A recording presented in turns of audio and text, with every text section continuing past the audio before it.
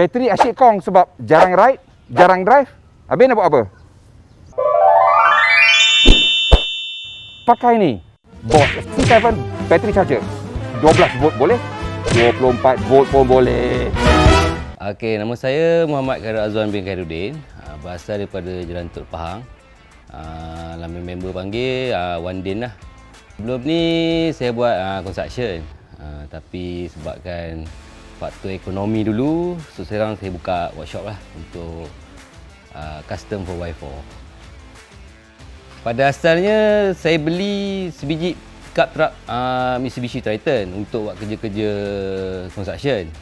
Lepas tu tengok pada minat kita, buat saya pun suka aktiviti outdoor, memancing apa semua. So gunakan kereta tu untuk kerja dan hobi sekali. Okay, saya beli kereta Triton tu, Mitsubishi Triton pada tahun 2012. Pada asalnya saya main untuk lebih pada kerja dengan on road lah, weekend untuk family car apa semua. Lepas tu bila diracun dengan kelab-kelab sebelum ni, member buatlah sikit modifikasi daripada tuning. Lepas tu buat suspension, lift suspension. Bila saya dah start memiliki buat workshop ni, upgrade tu lebih pada ekstrim sikit lah. So target saya sekarang mungkin nak masuk axle, solid axle depan. Sekarang ni apa yang nampak beza sangat, saya buat custom made untuk bucket belakang dengan bumper. Kebanyakan semua fully custom lah daripada kita orang. Enjin masih kekal, cuma ada sikit penambahan pada injector, turbo dengan management lah.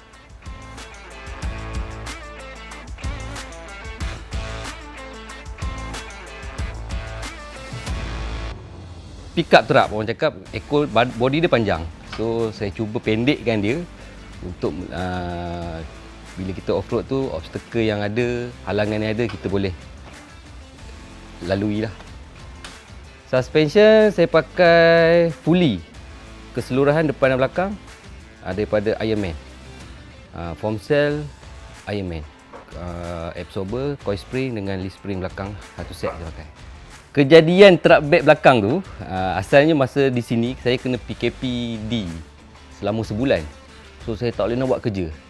Daripada tengok besi-besi berkarat dekat belakang bengkel, so daripada duduk saja, saya buat satu-satu. Asal nak cat je body, color lama tu nak cat, nak tukar color. Bila dah tak tahu nak buat apa, itulah jadi kejadiannya. Belakang tu saya custom, pendekkan ikut betul-betul saiz chassis. Depan tu saya buat custom made untuk bumper. Memang tak ada design mana-mana, saya fikir sendirilah. Lepas tu side step dengan roll case luar saya buat. Bateri asyik kong sebab jarang ride, jarang drive. Habis nak buat apa? Pakai ni Bosch C7 battery charger. 12 volt boleh, 24 volt pun boleh. Kalau ikutkan masa, saya ambil masa dalam 2 bulan keseluruhannya. Okey.